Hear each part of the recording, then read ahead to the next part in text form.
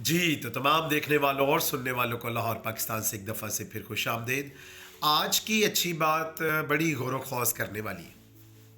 وہ اس طرح ہے کہ پریشانی اس کرسی کی طرح ہے جو کہ ہمیں آگے پیچھے جھولے تو جھلاتی ہے لیکن لے کر کہیں نہیں جاتی۔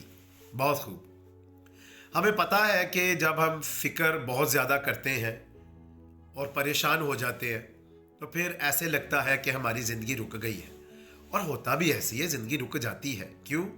کیونکہ ہم زندگی کے باقی معاملات کے بارے میں بات کرنا، کام کرنا یا سوچنا چھوڑ دیتے ہیں اور صرف اسی ایک فکر کے ساتھ ہم چمٹ جاتے ہیں جو کہ ہمیں روک لیتی ہے۔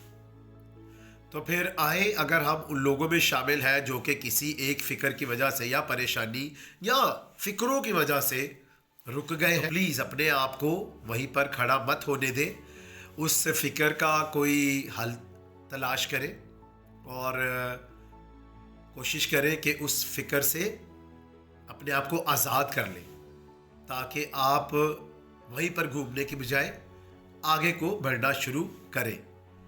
اور پھر یہ اچھا کال مت بھولیں کہ فکر یا پریشانی اس کرسی کی طرح ہے جو کہ ہمیں آگے پیچھے تو جھولے جھلاتی ہے لیکن ہمیں لے کر کہیں نہیں جاتی۔